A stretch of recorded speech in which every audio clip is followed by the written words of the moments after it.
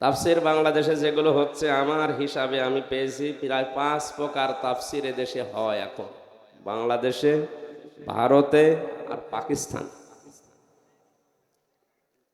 এক নম্বরে এই 3টা দেশে তাফসির হয় সরকারি তাফসির, 2 নম্বরে হয় বেসরকারি তাফসির,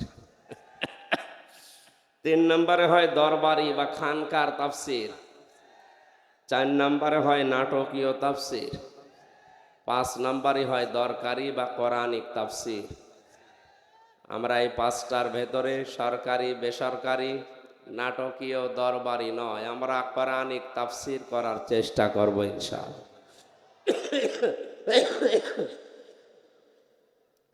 আমার আজকের আলোচনার বিষয় হচ্ছে কাজের সময় কাজ। কাজকে অনেক মানুষ দূরে ঠেলে দিয়ে শুধুমাত্র এই এই যারা মিডিয়ার যারা আছে বসতেছেন না, ওরা বসেন, আর নাড়াচড়া করার দরকার নেই। 3 বছর তো এরা একদিনও দেখেনি, সেখন তো টিকে ছিল, এখনো পারবে, আপনারা দেখার দরকার নেই। এইভাবে থাক, যে যেভাবে দিয়েছেন এভাবে থাক। আগামীতে যদি কমিটি অনুমতি না দেয় আপনার দরকার নেই, আপনাদের জন্য এই পেছনে মানুষগুলো খুবই ডিস্টার্ব করে। কোরআনে কারিম যারা শুনতে এসেছে বিশ্বনবী মুহাম্মদ রাসূলুল্লাহ সাল্লাল্লাহু আলাইহি ওয়াসাল্লাম, তাদের জন্যে কোরআন সম্পর্কে কয়েকটা তথ্য আমাদেরকে জানিয়েছেন 1500 বছর আগে। আল্লাহর নবী বলেন, লা তুহসা আজাইবুহু, এ কোরআনে কারিম আল্লাহ এমন ধারাবাহিকতায় নাজিল করেছেন যে এর আশ্চর্যকারিতা কোনো দিন শেষ হবে না। দিন যত যাবে কোরআনের আশ্চর্য, কোরআনের যে বিজ্ঞানময় আয়াতগুলো মানুষ গবেষণা করবে, তত এখান থেকে নতুন নতুন তথ্য পাবে। আলা তোবলা গরাইবুহু, এ কোরআন কোনোদিন পুরাতন হবে না। পৃথিবীর বহু কিছু পুরাতন হয়ে গেছে, নভেল, নাটক, চলচ্চিত্রের যে সিনেমাগুলো হিট হয়, খুব বেশি হলেও 2 বার, 3 বার, 5 বার, 10 বারের পরে আর মানুষের মন ওদিকে থাকে না। 1500 বছর নাজিল হওয়ার পরও এটা আজও পুরাতন মনে হয় না। জেলখানায় এই 3টা বছর আবদ্ধ ছিলাম একটা ঘরের ভেতরে। আমার এই ছোট্ট জীবনে আমি দেখেছি, ওখানে তো বঙ্গবন্ধুর জীবনী ছাড়া অন্য বই আর নেই সেরকম। ওইটা আর কত পড়বো, পড়ে প্রায় মুখস্থ করে ফেলেছি। 2 নম্বরে শুধু কোরআন শরীফ আছে। এই 3টা বছরে যেহেতু অর্থ ব্যাখ্যা আমার কিছুটা হলো আয়ত্ত ছিল, জানা ছিল, কোরআন এত পড়া পড়েছি, 3 দিনে প্রথম আমার খতম হয়ে যেত, পরবর্তীতে 7 দিনে শেষ করতাম। মাওলানা মামুনুল হক, মাওলানা সাখাওয়াত হোসেন রাজি সহ যেই কয়জন আমরা এক জায়গায় ছিলাম, প্রতি 7 দিনে প্রতিযোগিতা হতো কে শেষ করতে পারে। তাহাজ্জুদের নামাজ মিলে, নফল নামাজ মিলে, এমনিতেই নামাজ মিলে, আর বাইরে পড়ে 7 দিনে শেষ করাই লাগবে। এত পড়া পড়েছি এই কোরআনে কারিম, এখনো মনে হচ্ছে নতুন পড়ছি। 1500 বছর আগে নবীজির এই কথা, ওয়ালা তোবলা গারাইবুহু, এটা কোনোদিন পুরাতন হবে না, এর বাস্তব সাক্ষী আমি নিজেই। বাইরে থাকলে হয়তো বিভিন্ন বিষয়ের বই পড়া লাগতো, ওখানে যেহেতু অন্য কোনো বই সেরকম পাইনি, শুধু একটা কিতাবই পেয়েছি। মন মতো একেবারে সাজিয়ে সাজিয়ে পড়েও এখন যদি নতুন মনে হয়, জীবনে যারা কোরআন হাতই দেয় না তাদের কাছে কেমন লাগবে? কোরআনে যত আয়াত আমি পড়েছি, সূরা বাকারার 121 নম্বর আয়াতটা আমার কাছে, সূরা শূরার 42 নম্বর আয়াতটা আমার কাছে, সূরা ইব্রাহিমের 42 নম্বর আয়াতটা আমার কাছে বেশি আশ্চর্য মনে হয়েছে। কোরআনের আশ্চর্যকারিতা যে শেষ হবে না। আল্লাহ রাব্বুল আলামিন বলেন, শুধু আশ্চর্য আমার কাছে মনে হয়নি, এটা ভয়ঙ্কর মনে হয়েছে। বিশেষ করে বাংলাদেশের দিকে এখন তাকিয়ে বলছি, আল্লাযীনা আতাইনাহুমুল কিতাবা ইয়াতলুনাহু হাক্কা তিলাওয়াতি উলাইকা ইউমিনুনা বিহি ওয়া মান ইয়াকফুর বিহি ফাউলাইকা হুমুল খাসিরুন। আমি মাওলানা আজিজুল ইসলাম জিহাদি, আমিরুল ইসলাম বেলালি, এনাদের মতো তো চিল্লাতে তো পারি না, আমার গলাও সেরকম না। কথাগুলো বোঝানোর চেষ্টা করছি, আপনি যদি বুঝতে পারেন আর আমলে পরিণত করতে পারেন, মাহফিল সাকসেস হবে। এই আবার কথা বলে এই কোন থেকে, আর এখানে যে মানুষগুলো দাঁড়িয়ে আছে ওই জায়গায় তো বসলে হয় নাকি? পোশাক বাড়ি যেয়ে ধুয়ে দিয়ে বসে।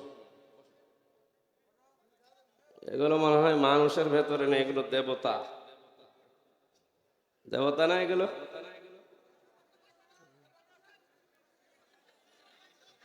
একটু বসলেই তো হয়, বসেন বাড়ি যেয়ে পোশাক ধুয়ে দিয়ে বসে। দেখা যায় না কি দেখবেন কি? বসেন ভাই, বসেন বসেন। বারবার তার কেটে গেলে তো সমস্যা। এমনিতেই আমার শরীরের যে অবস্থা, এগুলো আসলে নেওয়াই ঠিক হয়নি এখন। আপনারা সাহায্য না করলে তো কথা বলতে পারবো না। যাই হোক, না বসলেও কথা বলবেন না ভাই। এই কথা বলেন কেন? চুপ করেন।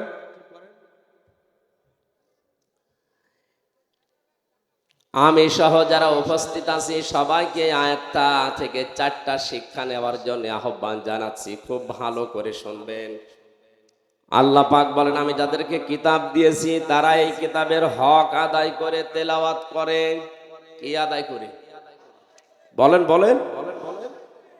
হাক্কা তিলাওয়াতি এ শব্দের ব্যাখ্যায় মুফাসসিরিন ইকরাম যারা তাফসীর করেন তারা লিখেছেন, আলেম যারা আছে, সম্মানিত ব্যক্তিবর্গ যারা আছে, সবাইকে নিয়ে আমি আয়াতটার দিকে প্রবেশ করছি। একটু তাকান।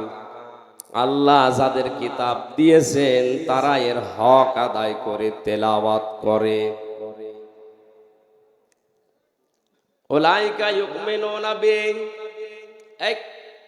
এই মানুষগুলো আল্লাহ যেন তার কুদরতের আঙ্গুল এভাবে দিয়ে ইঙ্গিত করছে, এই মানুষগুলো সিরাজগঞ্জের সলঙ্গা থানায় এই মাহফিলে যে মানুষগুলো বসে আছে, এই মানুষগুলোই উলাইকা ইউমিনুনা বিহি, এই মানুষগুলোই আমার কোরআনকে বিশ্বাস করে, যারা এই হক আদায় করে কোরআন তেলাওয়াত করে।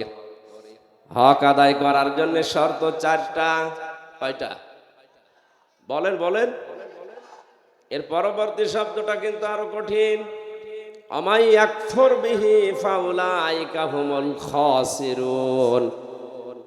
এই 4টা হক যারা আদায় করে না, 4টা শর্ত যারা মানে না, এই মানুষগুলো আমার কোরআন বিশ্বাসও করে না, এরা ক্ষতিগ্রস্ত। জোরে বলেন নাউজুবিল্লাহ। কথা যেহেতু আমার আল্লাহর মুখের কথা, এটা ভয়ঙ্কর, খুব ভালো করে মিলান। আপনি মনে করছেন আমার বাবা মুসলমান ছিল, দাদাও ছিল, আমিও আছি, আমি কোরআন পড়ি, বিশ্বাসও করি না। আপনি বিশ্বাস করেন কিনা আল্লাহর এই আয়াতের দিকে আপনি এবার মিলাবেন। হক আদায় করার শর্ত কয়টা? আরো জোরে। জোর হলো না। 1 নম্বরে এটা শুদ্ধ করে পড়া লাগবে। এখানে এখনই যদি জরিপ চালানো হয় 100 জনের, আমার মনে হয় 95 জন হাত তুলবে যে পড়তে পারি না। কোরআনে কারীম পৃথিবীর একমাত্র কিতাব যেটা পড়লে বুঝে পড়েন আর না বুঝে পড়েন, যদি শুদ্ধ হয় অবশ্যই অবশ্যই 10টা নেকি হবে,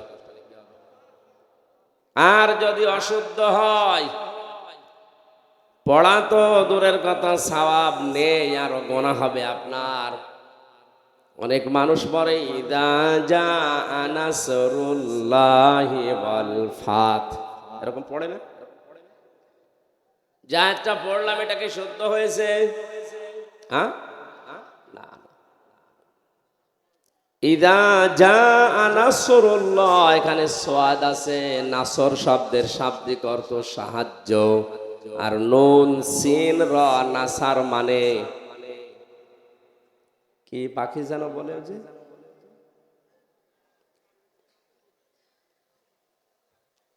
শকুন, শকুন।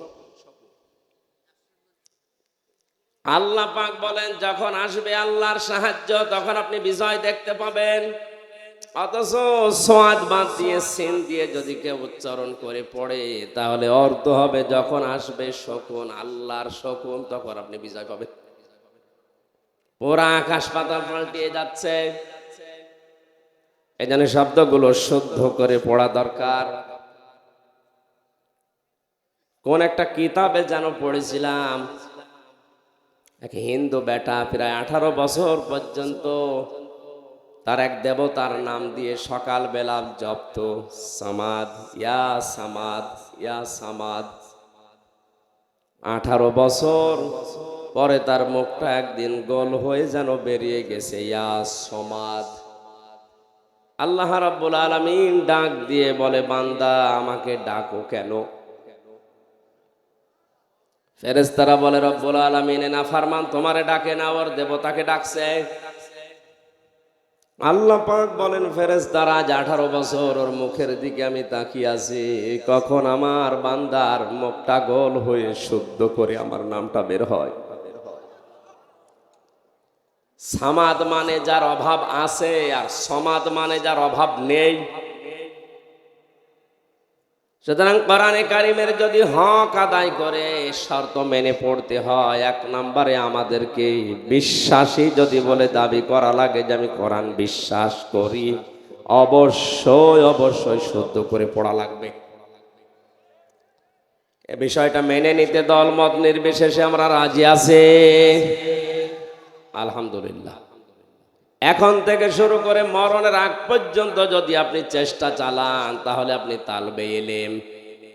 তালবে ইলম শুধু ওই 5 বছর 7 বছর 10 বছরের বাচ্চারাই না, 80-90 বছরের মুরব্বিও, বুড়া মানুষও তালবে ইলম হবে যদি এখনই কোরআন শিক্ষার জন্য লেগে পড়ে।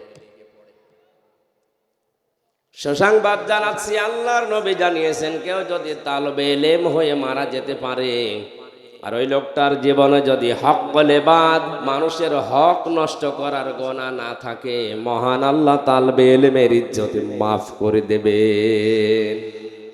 এজন্য তালবে ইলম হওয়ার দরকার আমাদের আছে না নেই? তলেবে ইলম যখন বাড়ি থেকে কোরআনে কারীম শিক্ষা করার জন্য বের হয়, ওরে এত সম্মান বাড়িয়েছেন নবীজি। আল্লাহর নবী বলেন আল্লাহ তার নূরের ফেরেশতা দিয়ে ওর পায়ের নিচে পর বিছিয়ে দেন। এটা পরীক্ষিত হয়েছে। ইমাম গাজালি রহমতুল্লাহ আলাইহি বলেন, কোরআনে কারীম শিক্ষা করার জন্য বাড়ি থেকে বের হয়ে যত সামনে যেতে যায় তত পেছনে চলে যায়। যেই কয়দিন ক্লাসে গেলাম প্রতিদিন এভাবে দেরি হয়ে যায়, শিক্ষক ওস্তাদ মাওলানা যিনি আছেন আমাকে বারবার গরম দিতে থাকে, দেরি হয়ে যায় কেন, দেরি হয়ে যায় কেন। ওনাকে খুলে বললাম, ওস্তাদ বাড়ি থেকে যখন কোরআন আমি বুকের ভেতরে নিয়ে বের হই দেখি আমার সামনে সুন্দর সুন্দর কিছু পাখি পর বিছিয়ে দিচ্ছে।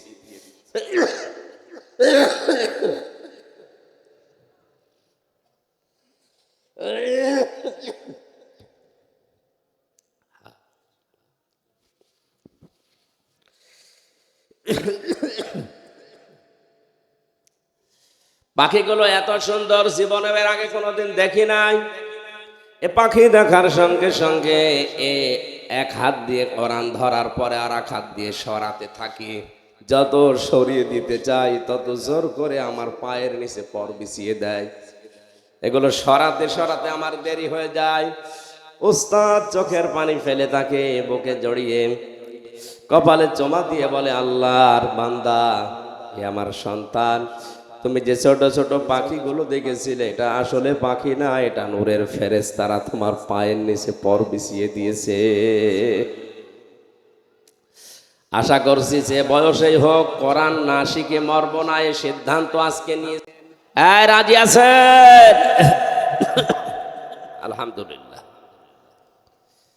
দ্বিতীয় শর্ত হচ্ছে শুধু কোরআন পড়লেই হবে না, এটা বুঝতে হবে।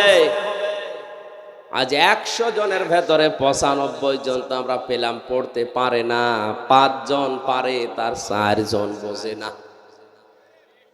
এখানে আজকের যে সূরা জুমার 10 নম্বর আয়াতের তাফসীর করা হবে, আপনি যদি কোরআন কিছু না বোঝেন তা আপনি কি করে আমার তাফসীর বুঝবেন বলেন? এজন্য হালকা পাতলা হলেও আপনাকে কোরআনে কারিম বোঝার মতো যোগ্যতা অর্জন করা লাগবে। আল্লাহ রাব্বুল আলামিন বলেন, ওয়ালাকাদ ইয়াসসারনাল কুরআনা লিযিকরি ফাহাল মিন মুদ্দাকির। এই কোরআন আমি সহজ করে দিয়েছি, এখান থেকে উপদেশ নেওয়ার মতো কেউ আছো কি? আল্লাহর এই আফসোস যেন আর না থাকে, আমরা চেষ্টা চালাবো ইনশাআল্লাহ। 3 নাম্বার, এটা শুধু বুঝলেও হবে না, এটা যতটুকু বুঝলেন অতটুকু প্র্যাকটিক্যাল লাইফে আমল করা লাগবে।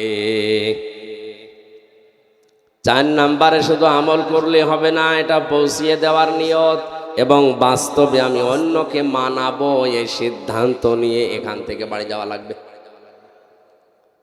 উলাইকা ইউমিনুনা বি, এই মানুষগুলো আমার কোরআন বিশ্বাস করে। তাহলে হাক্কা তিলাওয়াতের শর্ত কয়টা বলেন বলেন? আল্লাহর ভাষায় কোরআন যারা বিশ্বাস করে, এবার নিজের সাথে আপনি মিলিয়ে বাড়ি যাবেন, শুধু তাফসীর শুনতে আসা না। 1 নম্বরে আপনাকে পড়া জানা লাগবে শুদ্ধ করে। 2 নম্বরে এটা বোঝার চেষ্টা চালানো লাগবে, বুঝতে হবে। 3 নম্বরে যতটুকু জ্ঞান অর্জন হবে আজকের তেলাওয়াতকৃত আয়াত থেকে, এটা এখন থেকে মেনে নেওয়ার সিদ্ধান্ত নিয়ে বাড়ি যাওয়া লাগবে। 4 নাম্বার, শুধু আমি মানবো না, এটা আমি মানাবো, এই সিদ্ধান্ত নেওয়া লাগবে। বাংলাদেশ সহ বিশ্বে কোরআনে কারিম যারা পড়ে, যারা বোঝে, যারা নিজের ব্যক্তিগত জীবনে আমল করে, তাদের সেরকম সমস্যা হয়েছে আমি পাইনি। এই 4 নাম্বার যেটা, যে আমি শুধু কোরআন শুদ্ধ করে পড়বো না, শুধু বুঝবো না, শুধু নিজে মানবো না, এটা আমি মানুষকে মানাবো। এই কথা যারাই বলে, যারাই এ কাজ করে, তাদের জীবনে ঝামেলা নেমে আসে। এ কথা বলার কারণে আব্বাস মাদানী আজ 32 বছর জেলে, আলজেরিয়ার কারাগারে। এ কথা বলার কারণে হাজারো আলেম আজও বাংলাদেশের জেলখানায়। যারা জেলখানায় এখনো আছে, এরাও যতদিন কোরআন পড়েছে, বুঝেছে, নিজেরা আমল করেছে, কোনো ঝামেলায় পড়েনি। তারাও বলছিল, কিন্তু যখনই বলেছে আমি একা না, এ কোরআন আমি 18 কোটি মানুষকে মানাবো, তখনই জানতো না। তারা তো কোরআনের আয়াত বোঝার পরে হক আদায় করার জন্য এ রাস্তায় নেমেছিল। এই হককে বাধা দেওয়ার কারণে আপনি নিজে জালেম হয়ে গেলেন। ওমাই ইয়াকফুর বিহি ফাউলাইকা হুমুল খাসিরুন। এই 4টা শর্ত মেনে যারা কোরআন পড়ে না, এই মানুষগুলো আমার কোরআন বিশ্বাসও করে না, এরা ক্ষতিগ্রস্ত। কে বলছে? এই আয়াতটা নিয়ে আজ ভাগ করলে দেখা যায় বাংলাদেশে অনেক মানুষ মুখে যেটা উচ্চারণ করছে, কোরআন বিশ্বাস করে না, এরা আল্লাহর ভাষায় ক্ষতিগ্রস্ত। জোরে বলেন নাউজুবিল্লাহ। এর যে আশ্চর্যকারিতা আছে, কোনোদিন তো শেষ হবে না, এ কোনোদিন পুরাতন আপনার কাছে মনে হবে না। যত পড়বেন আপনার হৃদয় যত পরিষ্কার থাকবে, কোরআন তত নতুন লাগবে আপনার কাছে। জোরে বলেন আল্লাহু আকবার। আল্লাহর নবী বলেন, ফিহি মাসাবিহিল হুদা, হুদা এটা হেদায়েতের মশাল, ও মানারিল হিকমা বিজ্ঞানের মিনার। কোরআন সম্পর্কে নবীজি যে তথ্যগুলো দিয়েছেন, আমরা এখন সবগুলো অক্ষরে অক্ষরে পাচ্ছি। এই কোরআন শোনার জন্য যারা এই রাতের বেলা বসে গভীর মনোযোগ দিয়ে শুনছি, সকলে বলছি আলহামদুলিল্লাহ। দরুদ আর সালাম পড়ছি আমাদের নবী মুহাম্মদুর রাসূলুল্লাহ সাল্লাল্লাহু আলাইহি ওয়াসাল্লামের প্রতি। আল্লাহর ঘোষণা দেওয়া আদর্শ নেতা এই পৃথিবীতে মাত্র একজন। কয়জন?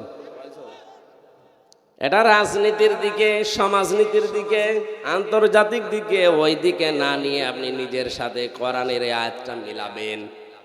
আল্লাহর ঘোষণা দেওয়া নেতা আদর্শ মানুষ শুধুমাত্র কয়জন? এই বলেন বলেন। নামাজ পড়া যেরকম ফরজ, রোজা রাখা যেরকম ফরজ, স্ত্রীকে পর্দায় রাখা যেরকম ফরজ, এ পৃথিবীতে আদর্শ নেতা হিসাবে বিশ্ব নবীকে মেনে নেওয়া ওই রকম ফরজ। কারণ আল্লাহর ঘোষণা দেওয়া নেতা কয়জন? কোরআনের দিল বলা হয় যেটাকে, সেখানে আল্লাহ ঘোষণা দিয়েছেন ইয়াসিন ওয়াল কোরআনিল হাকিম।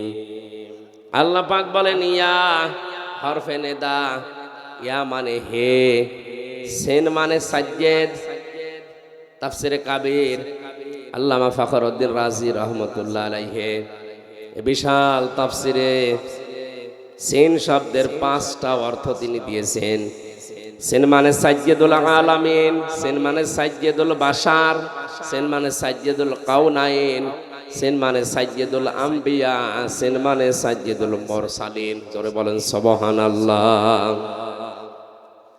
তিনি শুধুমাত্র আমাদের এই সিরাজগঞ্জের নেতাই না, তিনি এই বাংলাদেশ নামক এই দেশটার নেতা না, তামাম পৃথিবীতে, তামাম পৃথিবী শুধু না, যত জগৎ আল্লাহ বানিয়েছেন সাজ্জেদুল আলামিন, আলম না, যত জগৎ আল্লাহ বানিয়েছেন ইয়াতানাজ্জালুল আমরু বাইনাহুন্না, ওই সমস্ত জায়গায় আল্লাহর বিধিবিধান নাজিল হচ্ছে।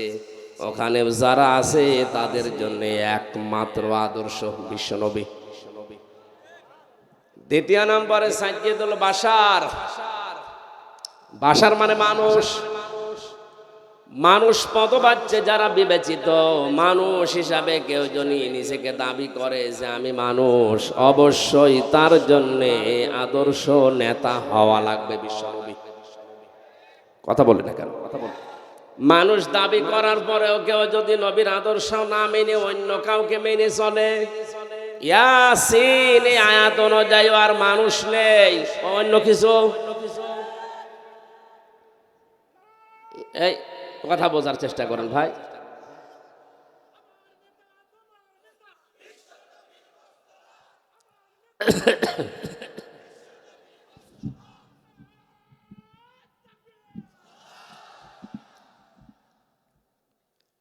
আমি আব্দুল্লাহ ইবনে ওবায়ের জীবনী পড়েছিলাম। ওর পড়া জীবনে কোনো ফরজ নফল বাদ গিয়েছে, মুসলমান দাবি যেদিন করেছিল ওই দিন থেকে মরণ পর্যন্ত আমি পাইনি। শুধু একটা জিনিস ওর ভেতরে ছিল না, ও তলে তলে আবু জেহেলকে নেতা মানত। মারা যাওয়ার পরে বিশ্বনবী মুহাম্মদুর রাসূলুল্লাহ নিজে জানাজা পড়ানোর জন্যও যাচ্ছিলেন, আল্লাহ আয়াত নাজিল করে তাকে নিষেধ করেছিলেন। আমার মনে হয় সূরা তাওবার 80 নাম্বার আয়াতটা পড়ার পরে এখন যদি কোরআন নাজিল হওয়ার সিস্টেম থাকতো, বাংলাদেশে অনেক মুনাফিক ধরা পড়ে যেত। আর নামাজ, রোজা, হজ, যাকাত, পাগড়ি, টুপি, পর্দা, ব্যবসা সব ঠিক আছে, আদর্শ মানতে গিয়ে এমন মানুষকে মানে যার চরিত্র শয়তানের চাইতে খারাপ। আব্দুল্লাহ ইবনে উবাইয়ের জন্য ৭০ মাররাতান পর্যন্ত আল্লাহ বলেছিলেন, হে নবী আপনি এই লোকটার জন্য জানাজা পড়া, দোয়া করার ৭০ বারও যদি ক্ষমা চান আমি ক্ষমা করব না। তাফসিরে খাজিনে মুফাসসির দিয়েছেন না, এটা তাফসিরে ফি জিলালিল কোরআনে আছে। সাইয়্যিদ কুতুব বলেন আল্লাহ রাব্বুল আলামিন ৭০ মাররাতান যখন বললেন, নবীজি বলেন, ভাই জিবরাইল, ৭০ বার দোয়া করলে আল্লাহ মাফ করবে না, আমি এই লোকটার জন্য ৭১ বার ক্ষমা চাবো। কত? নবীজি মনে মনে সিদ্ধান্ত নিয়ে ৭১ বার, ৭০ বার তো হয়ে গেছে, হয় না, ৭১ বারে তিনি হাত তুলে মোনাজাত করবেন। হঠাৎ করে আল্লাহ আয়াতের পরবর্তী অংশটুকু নাজিল করে দিলেন, ফালাই ইয়াগফিরাল্লাহু লাহুম। এখানে যদি কা শব্দ দিত তাহলে আমাদের কোনো ঝামেলা থাকতো না। হোম দেওয়ার কারণে আমরাও ঝামেলায় পড়ে গেছি। ইয়াগফির এটা মজারে, বর্তমান, ভবিষ্যৎ, প্রেজেন্ট, ফিউচার। এর আগে লান আছে, এর আগে আবার ফা আছে। খুব খেয়াল করে শোনেন, ফালাই ইয়াগফিরাল্লাহু লাহুম। হে নবী, আপনি এই লোকটার জন্য ৭১ বার ক্ষমা চাওয়ার মন স্থির করেছেন যে ৭১ বার মাফ চাবেন। এর জন্য যদি কিয়ামত পর্যন্ত আপনি মাফ চান, একে শুধু মাফ করব তা না, হোম বহু বচন দিয়ে আমি জানিয়ে দিলাম, এর মতো চরিত্র কিয়ামত পর্যন্ত যাদের হবে তাদের জন্য যদি কেউ ক্ষমা চায় তারও মাফ নেই। তাহলে ওর নামাজ ছিল রসুলের পেছনে, ও রোজা রাখত রসুলের সাথে, ইফতারি করত রসুলের সাথে, ওর ছেলের নাম, নিজের নাম, বাবার নাম, নাতি ছেলের নাম পর্যন্ত নবীজির কথা শুনে সব আব্দুল্লাহ আব্দুল্লাহ রেখেছিল। নবীজির কথা মানতে আমি তাকে একেবারে পাইনি তা না, জীবনে বহু অনুসরণ সে করেছে, শুধু তলে তলে ওর আদর্শ ছিল আবু জেহেল।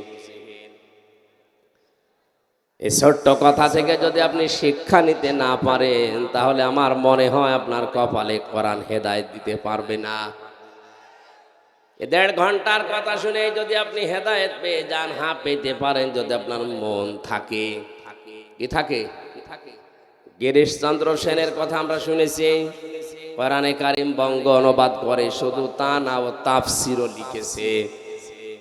অথচ এই লোকটা কোরআন আমাদের চাইতে বেশি পড়েছে, বেশি লিখেছে, বেশি বুঝেছে, বেশি শুনেছে। কথা বলেন না কেন? তাফসির লিখতে হলে এক একটা শব্দের একাধিক অর্থ জানা লাগে। এখানে যত বড় আলেম বাসা আছে, কেউ বুকে হাত দিয়ে কথা বলার ক্ষমতা নেই যে কোরআনের পুরা প্রতিটি শব্দের অর্থ আমার জানা আছে। না, হয়তো জানা থাকলেও ভুলে গেছে। আমিও পুরাটা পড়েছিলাম, কিন্তু এখন আমার আর মনে নেই, এখন আবার দেখা লাগে, স্টাডি করা লাগে। অথচ হিন্দু বেটা পুরা কোরআন শরীফ ওরা ছিল, প্রতিটি শব্দের অর্থ ওর জানা ছিল। কি পড়া পড়েছে বলেন, কি বোঝা বুঝেছে,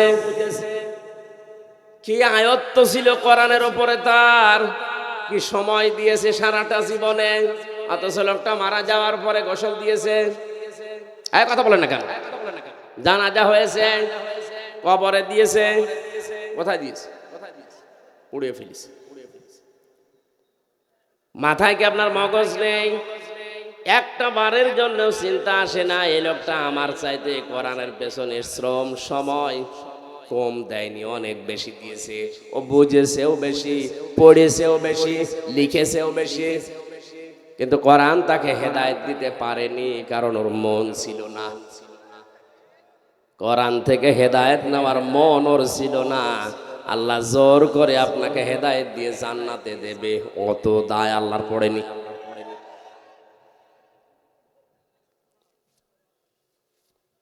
এজন্য আগে মন তৈরি করেন। সারাটা জীবন না, আপনি যদি 10 মিনিটও মন দিয়ে কোরআন শুনে সিদ্ধান্ত নিতে পারেন, কোরআনের যে কোনো শব্দ আপনাকে হেদায়েতের পথ বলে দিতে পারে, সে ক্ষমতা কোরআনের আছে। এই লোকটার জীবনী সম্পর্কে আল্লাহ কোরআনের আয়াত এমনিতে নাজিল করেনি, বলেন তো ৭০ মাররাতান দিয়েছেন আল্লাহ। নবী আপনি ৭০ বারও দোয়া করলে হবে না। নবীজি শেষ পর্যন্ত ৭১ বার দোয়া করার জন্য প্রস্তুতি নিচ্ছিলেন। সাইয়্যিদ কুতুব বলেন, শেষ পর্যন্ত আল্লাহ ফালাই ইয়াগফিরাল্লাহু লাহুম দিয়ে জানালেন নবী ৭০ বার না, ৭১ বার না, এর জন্য কিয়ামত পর্যন্ত দোয়া করলেও কবুল হবে না। শুধু এ না, হোম দিয়ে জানিয়ে দিলাম, এর মতো চরিত্র দুনিয়ায় যাদেরই হবে তাদের জন্যও দোয়া করলে কাজ হবে না। এখান থেকে আমরা ঝামেলায় আসি না নেই? বলেন বলেন। কারণ নবীরা ছাড়া কারো ঈমান নিরাপদ না, যে কোনো সময় আপনি বেঈমান হয়ে যেতে পারেন।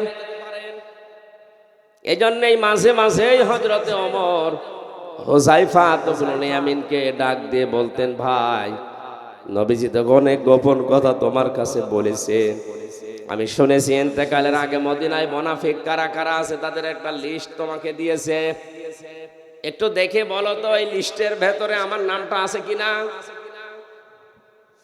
হযরত হুযায়ফা বলে, খলিফাতুল মুসলিমিন কি বলেন আপনি, আপনার নাম থাকবে মানে? আপনি তো জিন্দা অবস্থায় জান্নাতের গ্যারান্টি পেয়েছেন। হযরতে ওমর ডাক দিয়ে বলে, হুযায়ফা দুনিয়াতে নবী ছাড়া কারো ঈমান নিরাপদ না, কখন না জানি মানুষ বেঈমান হয়ে যায় শয়তানের ধোকায় পড়ে। যদি দেখো আমার নামটা ওই লিস্টের ভেতরে আছে, এখনো পর্যন্ত তওবা করার সময় আছে, আমি এখনো ফিরে আসবো, ভালো হয়ে যাব। জোরে বলেন সুবহানাল্লাহ।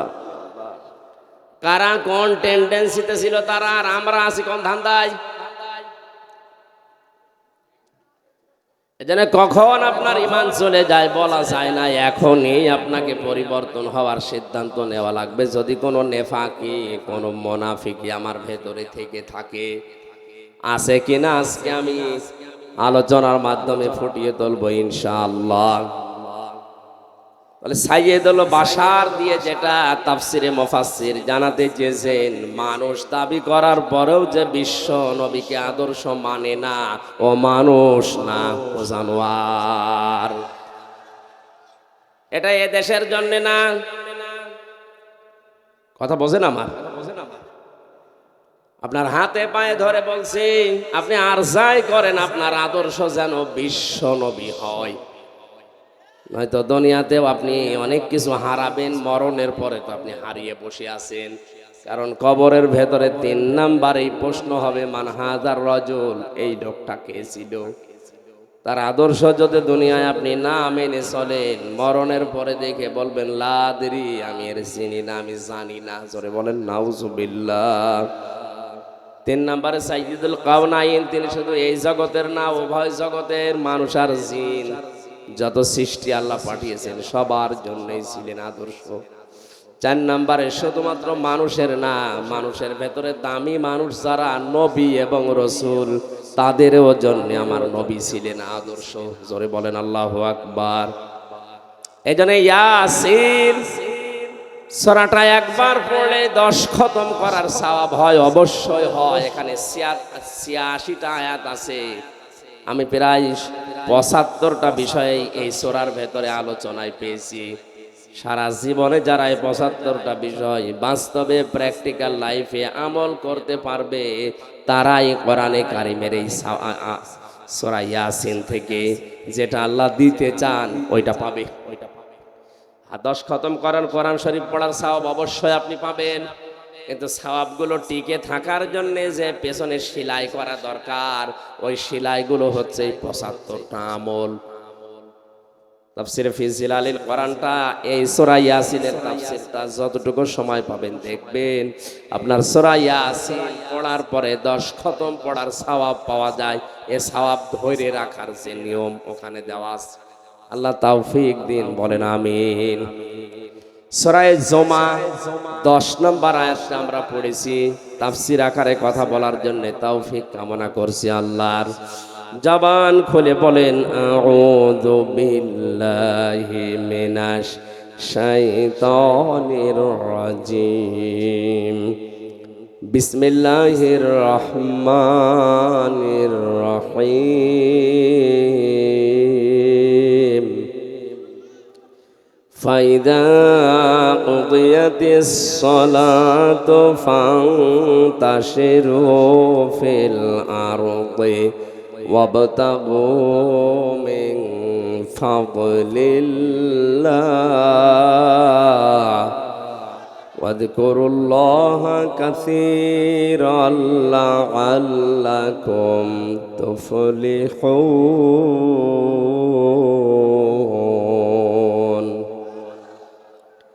আল্লাহ পাক বলেন, যখন নামাজ শেষ হয়ে যাবে, জমিনে ছড়িয়ে পড়ো, ছিটিয়ে পড়ো, আল্লাহর অনুগ্রহ তালাশ করো।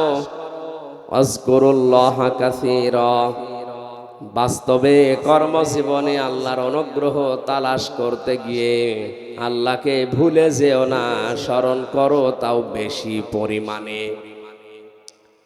আযকুরুল্লাহ কালিলুন, আল্লাহ দেননি যে অল্প কিছু সময় স্মরণ করলেই হবে। কাসির না, এবার কাসির আছে। আল্লাহ নামাজের আগে কিন্তু আযকুরুল্লাহ দেননি যে নামাজ পড়তে যাওয়ার আগে আল্লাহকে স্মরণ করো, এই আয়াতে কথা নেই। কর্মজীবনে, প্র্যাকটিক্যাল লাইফে, বাস্তব জীবনে গিয়ে আল্লাহকে স্মরণ করো, তা অল্প স্বল্প নয়, বেশি পরিমাণে। এই দুইটা আদেশ যদি আমার বান্দারা মেনে নিতে পারে, লাআল্লাকুম তুফলিহুন, আমি আল্লাহ পাক বলে দিলাম, আশা করা যায় তারা সফল হবে। জোরে বলেন সুবহানাল্লাহ। আয়াতের কথা কয়টা? দুইটা। বলেন বলেন। এক নম্বরে নামাজ। এক নম্বরে কি? সুতরাং নামাজের সময় যখন হয়ে যাবে, প্রথমে যেহেতু কুদিয়াতিস সালাত আছে, দুনিয়ায় যত গুরুত্বপূর্ণ কাজ থাক না কেন, সব কাজ আমরা মুসলিম, আমাদের জন্য বাতিল। আগে নামাজ। এই কথা বলে না কেন? এই জন্য আজকের আলোচনার বিষয় বললাম নামাজের সময় নামাজ, কাজের সময় কাজ। অন্যান্য জাতির কথা আমরা বাদ দিলাম। ৯৬% মুসলমান যেহেতু আমরা এদেশে আছি, নামাজের সময় যখনই হয়ে যাবে, যত বড় গুরুত্বপূর্ণ সময় থাক, ফরজ নামাজ আমরা বাদ দেব না। রাজি আছেন আপনারা? কারণ কোন মানুষ যদি নামাজ বাদ দিয়ে দেয়, আল্লাহ তার দায়িত্ব ছেড়ে দেয়। মহান আল্লাহ যদি কারো দায়িত্ব ছেড়ে দেয়, ওই লোকটা 1 সেকেন্ডও নিরাপত্তা নিয়ে বেঁচে থাকা সম্ভব না। এই যে শরীরের ভেতরে যে রক্তগুলো প্রবাহিত হচ্ছে, এই সমস্ত কোষের ভেতরে 5 প্রকার ক্যান্সার বিজ্ঞান এখন বলছে হতে পারে। আল্লাহ না করুক, আল্লাহ পাক যদি কারো দায়িত্ব ছেড়ে দেয়, আর ওর যদি 1 প্রকার ক্যান্সার রক্তে ধরা পড়ে, 14 বংশ বিক্রি করে একটা ঔষধের পয়সা হবে না। তামিলনাড়ুতে আমি 1 মাস 23 দিন ছিলাম। আমার এই ছোট্ট মেয়েটাকে নিয়ে যখন ছিলাম, দেখি একটা লোক বাড়ি সিলেটে ডাক দিয়ে বলছে, ঠিক না, এই তাকান। অনেকেই নামাজের পরও মসজিদে বসে বসে গল্প করে, নিজের ছেলে কয়টা, মেয়ে কয়টা, কে কোথায় কি করে, এই গল্প জায়েজ নেই আপনার জন্য। নামাজ শেষ, আল্লাহ বলেন এবার ছড়িয়ে পড়ো, ছিটিয়ে যাও। কোথায় যাবেন? ঘরে। কোথায়? ফিল আরদি, জমিনে। সুতরাং আমরা নামাজি যারা এই দেশে আছি, নামাজ শেষ, মসজিদের কাজ শেষ, এবার ছড়িয়ে পড়া লাগবে কোথায়? আরো জোরে। জমিনের ভেতরে আছে কৃষি ক্ষেত, জমিনের ভেতরে আছে ব্যবসা বাণিজ্য, জমিনের ভেতরে আছে থানা, জমিনের ভেতরে আছে কোর্ট কাছারি, আদালত। আসতে বলেন। এই জায়গাগুলোতে আপনি যদি ছড়িয়ে না যান, ওই জায়গাগুলো বিপরীত যারা আছে তারা দখল করে জুলুম চালাবে। এই জন্য কোরআনে কারিমে সূরা বাকারার 30 নম্বর আয়াত, ওয়াইদ ক্বালা রাব্বুকা লিল মালাইকাতি ইন্নী জাইলুন ফিল আরদি খলিফা। আল্লাহ পাক বলেন, স্মরণ করো ওই সময়ের কথা, আমি যখন ফেরেশতাদেরকে বলেছিলাম জমিনে আমি খলিফা পাঠাতে চাই। কি খেয়াল করেন তো, আয়াতের মূল কথা ছিল আমি জমিনে খলিফা পাঠাতে চাই। কোথায়? আল্লাহ কিন্তু ফেল আরদি দিয়েছেন, ইন্নী জাইলুন ফিল আরদি। আল্লাহ যদি বলতেন ইন্নী জাইলুন ফিল খানকা খলিফা, আমি খানকায় খলিফা পাঠাবো। আজ যেমন বাংলাদেশে খানকায় খলিফা বেশি না কম? আল্লাহ তাআলা যদি বলতেন ইন্নী জাইলুন ফিল মাদারিসি খলিফা, মাদ্রাসায় আমি খলিফা পাঠাবো। ইন্নী জাইলুন ফিল মাসাজিদি খলিফা, মসজিদে খলিফা পাঠাবো। তাহলে মসজিদে কিছু সময় কাটিয়ে মাদ্রাসায় কয়েকটা ছাত্র পড়াশোনা করালে শুধু ঘরের ভেতরে খানকায় বসে সুবহানাল্লাহ পড়লে কিছু খলিফা তৈরি করলে দায়িত্ব শেষ হয়ে যেত। আল্লাহ পাক এই সমস্ত জায়গার নাম নিয়ে না দিয়ে নাম দিয়েছেন ফিল আরদি। কোন জায়গা বলেন বলেন? আমি ফিল আরদি খলিফা শব্দ নিয়ে ব্যাখ্যায় পেয়েছি, খলিফা আল্লাহ পাঠাতে চেয়েছেন খানকায়, মসজিদে, মাদ্রাসায়, বাইতের ভেতরে না, পাঠাতে চেয়েছেন জমিনে। আজ বাংলাদেশ সহ বিশ্বের মুসলমানেরা জমিনে নেই, এজন্য জমিনগুলো আজ জালেমরা চাষ করছে, সব জায়গা দখলে নিয়েছে এখন জালেমরা। এই জুলুম থেকে মুক্তি পাওয়ার জন্য আমাদের জমিনে থাকা লাগবে না খানকায়? বলেন বলেন? জমিনে ফিরে আসেন। যারাই জমিনে ছিল তাদের জামানায় শান্তি ছিল। হযরতে দাউদ আলাইহিস সালাম কোথায় ছিলেন? আসতে বলেন। ইয়া দাউদু ইন্না জাআলনাকা খলিফাতান ফিল আরদি। আল্লাহ পাক বলেন, হে দাউদ, আমি তোমাকে খলিফা বানিয়েছি খানকার। কোথায়? বলেন বলেন? কি করবা জমিনের খলিফা হয়ে? শুধু মরিদ বানাবা? কি ফাহাকুম বাইনান নাস বিল হক, মানুষের ভেতরে ন্যায় বিচার করবা। আরে ভাই, ন্যায় বিচার করার জন্য যে জায়গাগুলো লাগে, একটা জায়গা আজ মুসলমানদের হাতে নেই। যতগুলো জায়গা আপনি খেয়াল করে দেখেন, সবগুলো পৃথিবীতে জালেমদের হাতে। আপনি ন্যায় বিচার করবেন কি দিয়ে, কোন জায়গায় করবেন, সে জায়গাও নেই, সে জিনিসও নেই। বস করে ন্যায় বিচার করা যায়? আল্লাহ ফাহাকুম বাইনান নাসি দিয়েছেন, ন্যায় বিচার করা লাগবে গরু ছাগলের ভেতরে। বলেন বলেন? লিন্নাস, কোন মানুষ? মরা মানুষ। লাম ব্যবহার করা হয় 19টা অর্থে, তার একটা অর্থ আছে লাম ব্যবহার হয় জীবিত মানুষদের জন্য। নবী দাউদকে আল্লাহ ডাক দিয়ে জানিয়েছেন, জমিনের খলিফা হয়ে শুধু গরু ছাগলের বিচার না, তোমাকে বিচার করা লাগবে, ন্যায় বিচার করা লাগবে মানুষের ভেতরে। মানুষের বিচার করতে গিয়ে ওয়ালা তাত্তাবিউল হাওয়া ফায়ুযিল্লাকা আন সাবিলিল্লাহ, মন মতো রায় দেওয়া যাবে না, বিচার করা যাবে না। তাহলে আল্লাহ নিজে তোমাকে সৎ পথ থেকে গমরা পথে চালিয়ে দেবে, তার পথ থেকে সরিয়ে দেবে। জোরে বলেন নাউজুবিল্লাহ। আজ বাংলাদেশ সহ বিশ্বের বিচার ব্যবস্থায় যারা আছেন, এটা কিন্তু একটা আমানতের চেয়ার। কথা বলেন না কেন? এই চেয়ারে যারাই বসে আছেন, তাদের একটু উদাসীনতার কারণে আজ হাজারো মানুষ জেলখানার ভেতরে অন্ধকার প্রকোষ্ঠে পড়ে আছে। আমি কোন অপরাধে 3 বছরে অন্ধপ্রকোষ্ঠে থাকবো? আপনি জবাব দেন। চুরি করলেও সর্বোচ্চ শাস্তি দেয় 3 মাস। 3 মাস শাস্তি দেয় চুরি করলে। আমি কি চুরি করলাম আপনি আমার দেখান। কি ডাকাতি করেছি, আমি কি জেনাকার, আমি কি মানুষ হত্যাকারী, কি অপরাধী, আপনি 3 বছর আটকালেন, জবাব দিতে পারবেন? কতবার আপনার কাছে আমার মামলাটা গেছে? 1 বার 2 বার 3 বার না, প্রায় 32 থেকে 33 বার। প্রতিবার আপনি ফেরত দেন। একটা বারের জন্য চেয়ারে বসে আপনার বিবেক নাড়া দেয় না? এটা আমানতের চেয়ার। এখানে বসলে আল্লাহর নির্দেশ, ফাহাকুম বাইনান নাসি বিল হক, ন্যায় বিচার করা লাগবে। ওয়ালা তাত্তাবিউল হাওয়া, মন মতো কোনো রায় দেওয়া যাবে না, বিচারও করা যাবে না।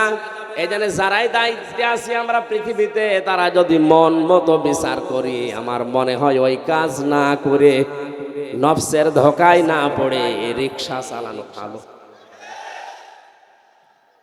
আমি আপনাকে বাঁচার জন্য বলছি, আপনি ধরা খাবেন। ফায়ুযিল্লাকা আন সাবিলিল্লাহ, আল্লাহ আপনাকে তার পথ থেকে দূরে সরিয়ে দেবে। আর আল্লাহর পথ থেকে দূরে সরে গিয়ে তামাম দুনিয়ার মালিক হয়ে আপনি কি করবেন? চোখ বন্ধ হওয়ার পরে ওইগুলো সব জাহান্নামে নেওয়ার জন্য ব্যস্ত হয়ে পড়বেন। আমার ভাইয়ের জন্য আমাদের থাকা লাগবে কোথায়? আরো জোরে। আমরা জমিনে আছি না? নেই।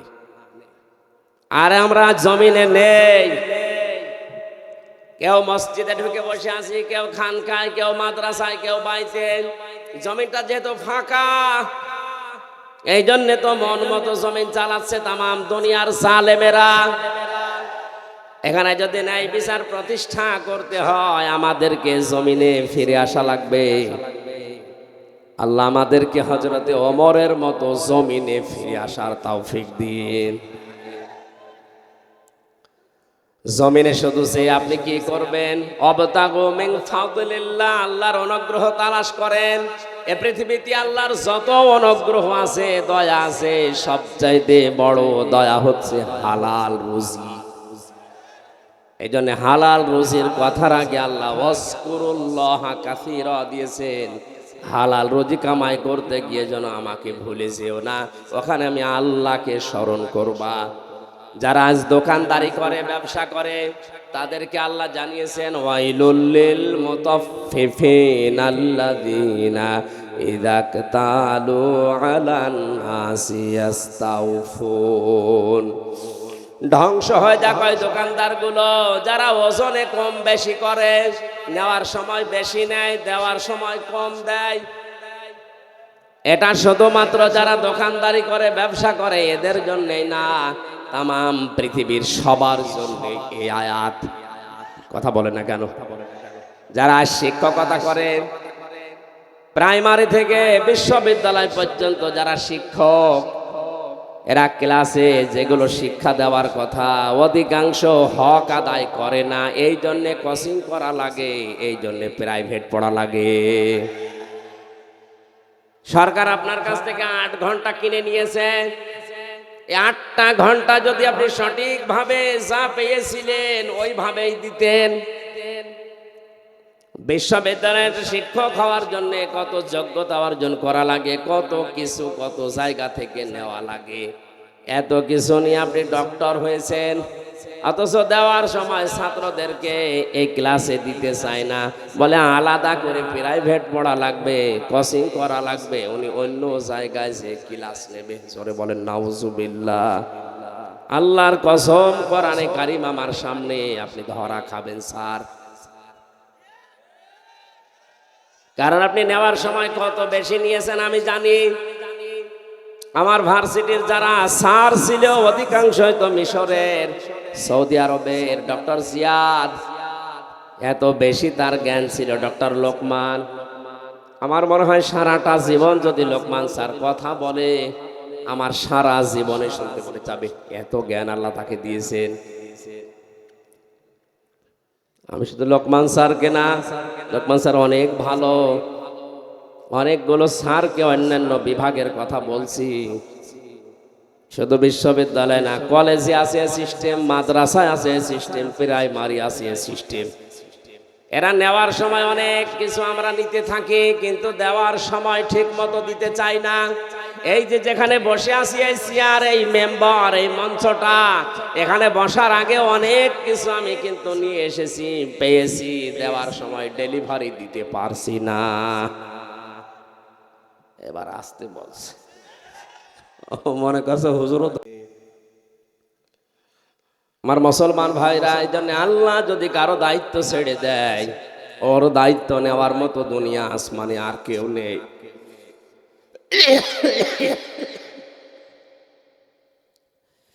যেন আল্লাহর জিম্মায় থাকতে হলে তার সবচাইতে বড় হুকুম যেটা নামাজ, এটা পড়ার দরকার আছে না নেই? দুনিয়ার অনেক কিছু আছে এর ভেতরে, তা আখেরাতে তো আছে। পৃথিবীতে কোনো মানুষ যদি 5 ওয়াক্ত নামাজ আদায় করার আগে ওযু করে, মহান আল্লাহ তাকে অনেক রোগ শোক থেকে বাঁচিয়ে রাখেন। জোরে বলেন সুবহানাল্লাহ। যে যেই কর্মজীবনে আছেন, আজকে থেকে সিদ্ধান্ত নিয়ে যাবেন, জীবনে আজরাইল আসার আগে আমি মুসলিম, আমি ফরজ নামাজ ছেড়ে দেব না। এটা তো আপনি আজ 10-20 বছর একাধারে শুনছেন। হযরতে আব্দুল্লাহ আনসারীর জীবনী পড়েছিলাম, তিনি মাত্র একবার শুনেছিলেন এই ফরজ নামাজের গুরুত্ব। পরিবারস্থ লোকদেরকে গর্তের ভেতরে রেখে হলেও তিনি নামাজে আসতেন। হযরত ওমর একদিন নালিশ দিলেন, ইয়া রাসূলুল্লাহ, এই লোকটা প্রতিদিন পেছনে আসে নামাজে আর সবার আগেই দৌড় দিয়ে চলে যায়। আপনি মুনাফিকদের যে আচরণ বলেছিলেন, মুনাফিকদের জন্য বাজার ভালো লাগে বেশি, মসজিদ ওদের কাছে খারাপ লাগে। লোকটা আসে সবার পেছনে আর চলে যায় সবার আগে। আপনি এবার বলেন লোকটা কি? নবীজি বলেন, আন্দাজে মন্তব্য করা ঠিক নয়, চলো দেখি তার বাড়িতে গিয়ে। কয়েকজন সাহাবীকে নিয়ে নবীজি তার বাড়িতে গেলেন। ডাক দিলেন, আব্দুল্লাহ বাড়িতে আসো। আসসালামু আলাইকুম ইয়া আসসালামু আলাইকুম ইয়া আহলাল বাইত। একবার, দুইবার, তিনবার ডাক দেওয়ার পরে কাঁপতে কাঁপতে হযরতে আব্দুল্লাহ আসলেন।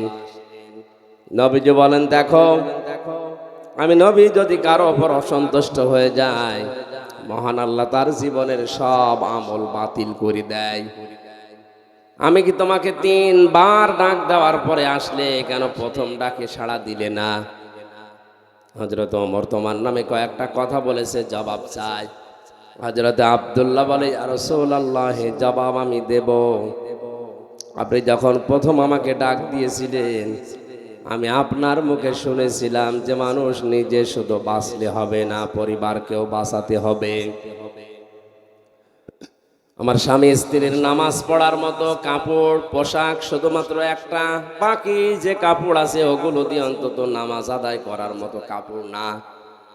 আমি নামাজ পড়তে গিয়ে যদি আপনার পেছনে নামাজ পড়ার পরও বসে সময় নষ্ট করি, আমার স্ত্রী বাড়িতে যাকে আমারে বাঁচানো লাগবে তার তো নামাজ কাজা হয়ে যাবে। এজন্য আমি দৌড় দিয়ে বাড়িতে চলে আসি। বড় পোশাক পরে শরীয়তে যেভাবে থাকা যায় ওইভাবে আমি সামনে যেতে পারি না, এজন্য ঘরের ভেতরে একটা গর্ত আমি করে রেখেছি। ছোট পোশাক পরে আমি ওই জায়গায় নেমে যাই। স্ত্রী এই বড় পোশাকটা পরে নামাজ আদায় করে, ওই পোশাকটা আমারে দিলে ওইটা নিয়ে আমি বাইরে আসি। আল্লাহর নবী তার কথাগুলো শুনছিলেন আর কাঁদছিলেন। হঠাৎ তাকিয়ে দেখলেন উঠানের উপরে একটা বাচ্চাকে শিকল দিয়ে বাঁধা। নবীজি বলেন, ওরে দেড়ি দিয়ে শিকল দিয়ে বেঁধে রেখেছো। সাহাবী বলে, হে নবী, আমি আপনার মুখে শুনেছি লা ইয়াদখুলুল জান্নাতা জাসাদুন গুযিয়া বিল হারাম। ওই শরীর জান্নাতে যাচ্ছে না, যাবেও না যার শরীরটা হারাম দিয়ে লালিত পালিত হয়। আমি যে পোশাকটা পরে বাইরে কর্মজীবনে যাই, আমার এই সন্তানটা ছোট মানুষ, আমার স্ত্রী তো ঘর থেকে ওভাবে বারবার বের হতে পারে না। ওই যে একটা খেজুর গাছ দেখছেন, ওইটা বাঁকা হয়ে ইহুদির বাগানের খেজুর গাছ আমার উঠানের ওপরে এসেছে। ওখান থেকে পাকা খেজুর যখন পড়ে, আমার এই ছোট ছেলেটা না বুঝে হয়তো দু একটা কুড়িয়ে খেয়ে ফেলতে পারে। আমি মুসলিম দাবি করি, আমি আপনার উম্মত। আমার সন্তান যদি মানুষের জিনিস না বলে খায়, এটা চুরির ভেতরে গণ্য। চুরির যে সংজ্ঞা আছে, কারো জিনিস না বলে নেওয়া, না বলে খাওয়া, এর নাম চুরি। এর নাম কি? আমি মুসলমান, আমার এ নামে কলঙ্ক হয়ে যাবে। এই জন্যে যতক্ষণ আমি কর্মজীবনে বাইরে থাকি, ছেলেটাকে বেঁধে রাখতে আমার কষ্ট হয়, এরপরও আমার ছেলেটারে আমি বেঁধে রাখি। আমার এই ঘটনা বলা উদ্দেশ্য নয়, এই হাদিসটা আমি এই জন্য বলছি, এই মানুষগুলোর দিকে তাকান। আল্লাহর ফরজ বিধানের কথা মাত্র তারা জীবনে একবার শুনেছিল, কত গুরুত্ব দিয়েছে। আমরা জন্মের পর থেকে শুনতেছি নামাজ, এই নামাজের গুরুত্ব, এই আমাদের কাছে গুরুত্ব আসে না। আউয়ালু মা ইউহাসাবু বিহিল আবদু ইয়াউমাল কিয়ামাতিস সালাহ।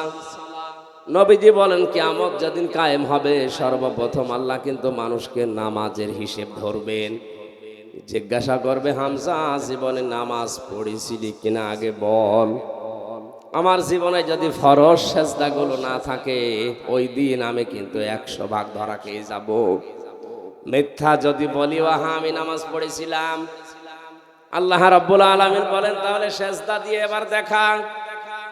বেনামাজি মানুষগুলো সেজদা দিতে পারবে না, সূরা কলমের ভেতরে আছে। আল্লাহ পাক বলেন ওই মানুষগুলো তখন উল্টিয়ে পড়বে, লক্ষ লক্ষ মানুষের সামনে তখন তারা অপমান হবে। সুতরাং কিয়ামতে কোটি কোটি মানুষ থাকবে, এগুলোর সামনে অপমান না হয়ে যদি সম্মান পেতে চায়, আমাদের এই জীবদ্দশায় নামাজের দরকার আছে না নেই?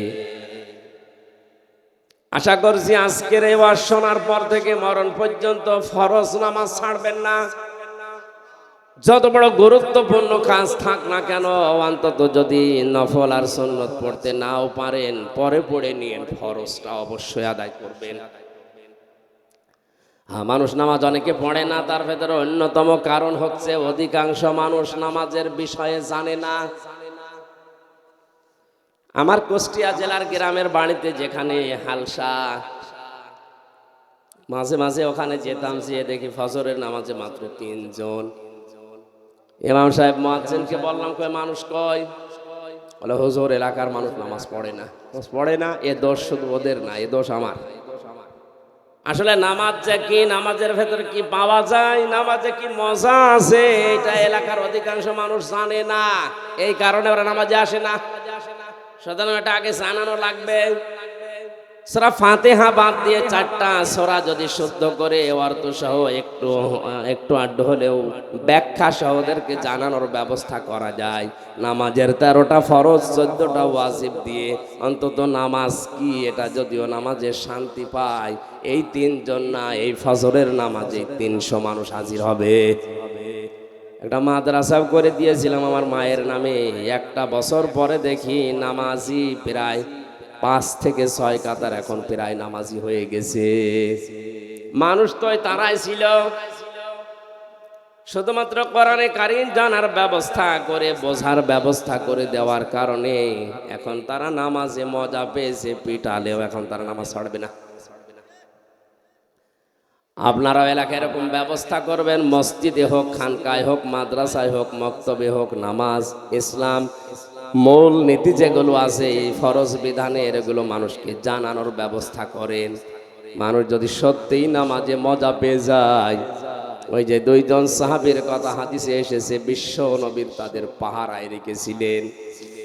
তাবু পাহারা দিতে গিয়ে একজন বলছে সারা রাত এভাবে 2 জন জেগে থেকে লাভ নেই, একজন ঘুমিয়ে যায় আর একজন পাহারা দাও। সাহাবী চিন্তা করছো, যখন ঘুমিয়ে গেছে আমি সময়টা নষ্ট না করে নামাজে দাঁড়িয়ে কাটাই, কারণ এমনি এমনি কোরআন পড়লে সওয়াব হবে 10টা করে নেকি হবে, আর নামাজে দাঁড়িয়ে তেলাওয়াত করলে 70টা নেকি হবে। তো সময়টা কাজে লাগায় আমি নামাজে দাঁড়িয়ে নামাজে তেলাওয়াত করছিলেন। দুশমন এসে দেখে কালো একটা পিলারের মতো কি যেন দাঁড়িয়ে আছে, অন্ধকারে মানুষ না পিলার বুঝতে পারার জন্য তীর নিক্ষেপ করেছে। তীরটা এসে তার ডান বাহুর ভেতরে লেগেছে। নামাজে তেলাওয়াতে তিনি এমন মজা পাচ্ছিলেন, নামাজ ছেড়ে দেননি। বাম হাতের ভেতরে আরেকটা লেগেছে। চিন্তা করছে এভাবে 2টা লাগার পরে এখন যদি আমার বুকের ভেতরে, পিঠের ভেতরে একটা তীর লেগে যায়, আল্লাহর নবী আহত হয়ে যাবেন। এই চিন্তা করে তিনি নামাজ শেষ করে সাহাবী পাশে যেটা আছে তাকে জাগালেন। জাগিতে ঘুম থেকে উঠে দেখছে 2 পাশে 2 তীর। ডাক দিয়ে বললেন, হে আমার সাথে, 2 পাশে 2 তীর কেন? তিনি বিস্তারিত বলার পরে বললেন, আমাকে কেন ডাকলেন না? সাহাবী বলে, আল্লাহর বান্দা, আমি নামাজে দাঁড়িয়ে আমার আল্লাহর সাথে কথা হচ্ছিল, এত বেশি মজা পাচ্ছিলাম এই নফল নামাজটাতে, প্রথম তীরটা লাগার পরে আমি খেয়াল করি নাই, দ্বিতীয় তীরটা লাগার পরেও আমি খেয়াল করছিলাম না। মনের ভেতরে একটা চিন্তা এসেছিল, কি যেন আমার শরীরে এসে বিদ্ধ হয়েছে। চিন্তা করলাম আপনি তো ঘুমিয়ে আছেন, কি যেন এসে বিদ্ধ হয়ে গেল। এই অবস্থায় যদি আর একটা কিছু এসে আমার বুকের ওপরে লাগে, আমি যদি মারা যাই, তাহলে বিশ্ব নবী আহত হয়ে যাবেন। এই চিন্তা যদি মনের ভেতরে উকি না দিত, জীবন চলে গেল, আমি নামাজ বাদ দিতাম না। তারাও তো আমাদের মতো রক্ত মাংসে মানুষই ছিলেন। অনেক মানুষ বলে আমি নামাজ পড়তে পারি না কাজের যন্ত্রণায়। আপনার মতো মানুষই আছে তারা কাজ করে খায় কিন্তু ফরজ নামাজ ছাড়ে না। এখানে যে যে কর্মজীবনে আছেন কর্মজীবন তো লাগবেই। আল্লাহ কর্ম করার আগেই নামাজের পয়েন্টটা আগে দিয়েছেন আয়াতে। এই জন্য মূল কথা এইটাই, আমরা যাই করি নামাজ যেন ফরজটা বাদ না দেই। আল্লাহ পাক বলেন নামাজ যখন শেষ হয়ে যাবে তখন তোমাদের কাজ হবে ফান্তাশিরু ফিল আরদি ওয়াবতাগু মিন ফাদলিল্লাহ। নামাজ শেষ হয়ে যাওয়ার পরে এবার আর মসজিদে বসে থাকা, কারণ 1 ঘন্টা কথা বলতে হলে কমপক্ষে 50 ঘন্টা আয়াতের উপরে পড়া লাগে। আমি যত তথ্য পেয়েছি এই যে প্রায় 10 পৃষ্ঠা একাধারে লিখেছি, এখানে এতগুলো কথা বলার আগেই আল্লাহর ওলিরা এসে বলছে হুজুর, এক হুজুরে আমি খেজুর হয়ে গেছি। সুতরাং নেওয়ার সময় আমিও কম নেইনি, বিভিন্ন জায়গা থেকে অনেক কিছু নিয়েছি, দেওয়ার সময় আমিও ডেলিভারি দিতে পারছি না। আল্লাহ তুমি এই মঞ্চের হক আদায় করার তৌফিক আমাদের দান করো। কর্মজীবনে যে আল্লাহকে বেশি স্মরণ করো মানে ওজনে কম বেশি করবেন না, খাদ্যে ভেজাল দেবেন না। অনেক মানুষ আছে সুবহানাল্লাহ আলহামদুলিল্লাহ নামাজ রোজা এমনকি এ মানুষ তাহাজ্জুদ পড়ে, কিন্তু বাস্তবে প্র্যাকটিক্যাল লাইফে ওর কর্মজীবনে ও হালাল থাকতে পারছে না। আমার অনার্সের সার্টিফিকেট তুলতে গিয়েছিলাম বিশ্ববিদ্যালয়ে, মাস্টার্সের টানতে গেলাম, যিনি দায়িত্বে আছেন বললাম স্যার একটু সই করে দিলেই হয়ে যায়। আমারে বলছে হামজা তাড়াতাড়ি করো। স্যার আমি তো তাড়াতাড়ি করছি। কিছুক্ষণ পরে বললাম স্যার আমি গাড়ি ধরবো, একটু তাড়াতাড়ি দিলে ভালো হতো। তুমিও তাড়াতাড়ি করো, আমি জোহরের নামাজের জামাত ধরবো। আমি তো কিছু প্রথমে বুঝতে পারি না, ডাক দিয়ে বললাম স্যার আপনি কি ইশারা দেন, আমি তো তাড়াতাড়ি করছি। স্যার এবার মুখ ফুটে বলে ফেলছে হামজা 2000 টাকা বের করো। বললাম ও আপনি নামাজে যাবে, জোহরের নামাজে জামাত ধরবে, আপনার এইটা আসল জামাত। সরকার আপনার কাছ থেকে 8 ঘন্টা কিনে নিয়েছে, দায়িত্ব দিয়েছে কি এই 8 ঘন্টার ভেতরে ছেলে মেয়েরা আসবে, সই করে সিল মেরে আপনি কাগজটা দিয়ে দেবেন, এইটাই আপনার নামাজ। এই কথা বলেন না কেন?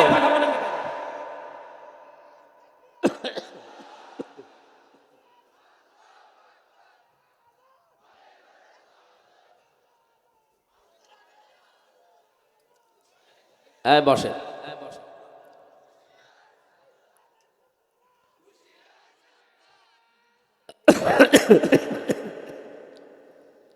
অথচ উনি নামাজ মনে করেছে ওই 5-7 মিনিট 10 মিনিট যেটা জামাতে নামাজ পড়বে ওইটাকে, আর এইটাকে উনি দুনিয়ার কাজ মনে করছে।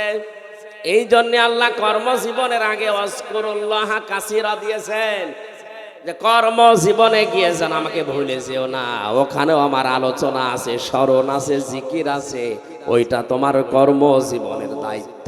জোরে বলেন সুবহানাল্লাহ। জীবন যদি সফল করতে চান অবশ্যই আপনাকে এই 2টা কাজ করা লাগবে। এই জন্য মসজিদে মানুষ যখন প্রবেশ করে ডান পা দিয়েই বলে আল্লাহুম্মা ইন্নী আসআলুকা মিন ফাদলিকা, হে আল্লাহ আমি তোমার কাছে তোমার অনুগ্রহ চাই, দয়া চাই।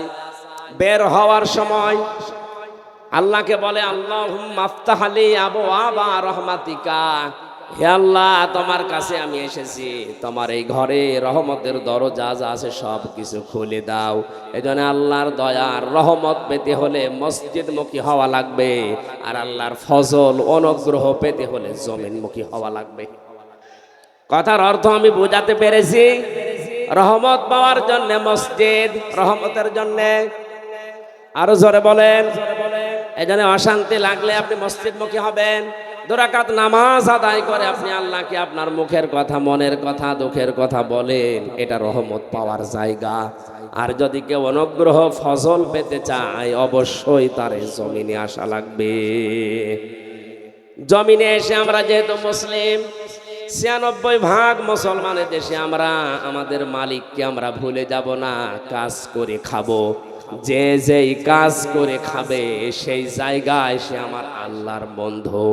আল কাসিবু হাবিবুল্লাহ, যারা কাজ করে খায় এরা সরাসরি আল্লাহর বন্ধু। কেউ ডিসি যে সেও কাজ করে খাচ্ছে, শুধু ডিসি হলে সে আল্লাহর বন্ধু হবে না। আল কাসিবু এটা ব্যাপক অর্থবোধক শব্দ। যে কোনো কাজ যারা করে, রাস্তা যদি ঝাড়ু দেয় এটাও কাজ। এটা কি বলেন বলেন? পৃথিবীর কোনো কাজ ছোট না, পৃথিবীর কোনো কাজ ছোট না। টয়লেট যারা পরিষ্কার করে এটাও কাজ। এটা যদি সঠিকভাবেও দায়িত্ব পালন করে ও আল্লাহর বন্ধু। এজন্য কাজকে ছোট মনে করা, ঘৃণা করা, কাজকে ছেড়ে দেওয়া যায় নেই। যে কোনো কাজ করেন কিন্তু কাজটা হওয়া লাগবে ভালো। কি?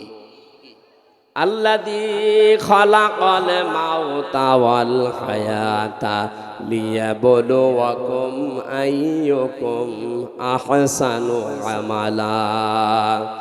আল্লাহ পাক বলেন, মানুষের মওত আর হায়াত সৃষ্টি করে দুনিয়ায় পাঠালাম কেন জানো? আমি পরীক্ষা করতে চাই তোমাদের ভেতরে কে ভালো কাজ করতে পারে। কি কাজ? আপনি এই জন্য যে কাজই করবেন কাজটা যেন আপনার ওই আয়ত্তে ভালো হয়। যারা টাইলস মিস্ত্রি আছেন, যারা মোজাইক মিস্ত্রি আছেন, যে কোনো কাজ আপনি ছোট মনে করবেন না, ওইটাই আপনার জীবনে অনেক বড় কাজ। কিন্তু যতটুকু পারেন সর্বোচ্চ ভালোটা দেওয়ার চেষ্টা করবেন।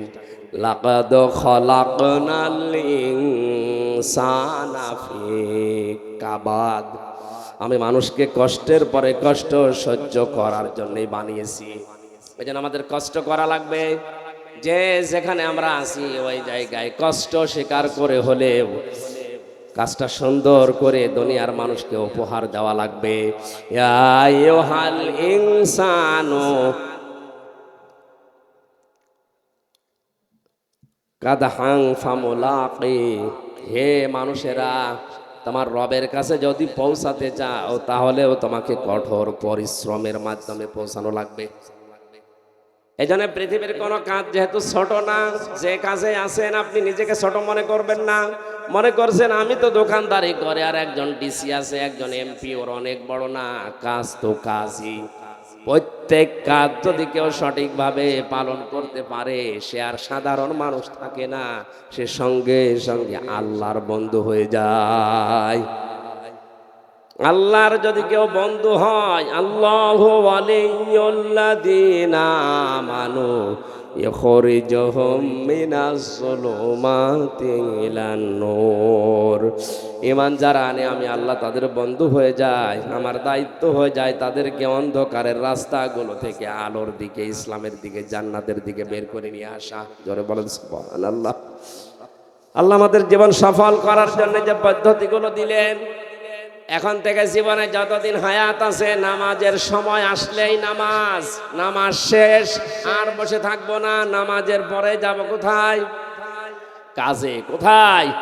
যে যেই ধরনের কাজ পেয়েছেন কাজ করেন। ওই কাজে যে সঠিক থাকতে পারলে আপনি আল্লাহর ওলি হয়ে, বন্ধু হয়ে দুনিয়া থেকে বিদায় নিতে পারবেন। আল্লাহ আমাদের তৌফিক দিন। জোরে বলেন আমিন। মা বোন যারা এসেছেন তাদের জন্য মাত্র কয়েকটা ওয়াজ করছি তিরমিজি শরীফ থেকে। সম্মানিত মা বোনেরা, আপনার তাওয়াক্কুল হওয়া লাগবে হযরতে হাজিরা রাদিয়াল্লাহু তাআলা আনহার মতো। আপনার ইবাদত বন্দেগী হওয়া লাগবে হযরতে মরিয়মের মতো। আপনার দৃঢ় ঈমান তৈরি করা লাগবে হযরতে আসিয়া রাদিয়াল্লাহু তাআলা আনহার মতো। আপনার স্বামী ভক্তির উদাহরণ হওয়া লাগবে খাদিজাতুল কুবরা রাদিয়াল্লাহু তাআলা আনহার মতো। আপনার জ্ঞান অর্জন করার স্পৃহা থাকা লাগবে হযরতে আয়েশার মতো। আপনার পর্দা পশিদা এগুলো থাকা লাগবে বিশ্ব নবীর ছোট মেয়ে ফাতেমাতুজ জোহরার মতো। আল্লাহ এই 6টা নারীকে নারীদের জন্য আদর্শ বানিয়ে দিয়েছেন। সিরাজগঞ্জ সহ বিশ্বের মা বোনদেরকে 6টা নারীকে আদর্শ হিসাবে মেনে চলার তৌফিক দিন আমিন। আমার শরীরের দিকে এবং কণ্ঠের দিকে কাশি যেভাবে হচ্ছে আমি আর কথা বলতে পারছি না। সামনে শরীর সুস্থ হোক, ভালো হোক, পরিবেশ আসলে কথা বলবো। এখন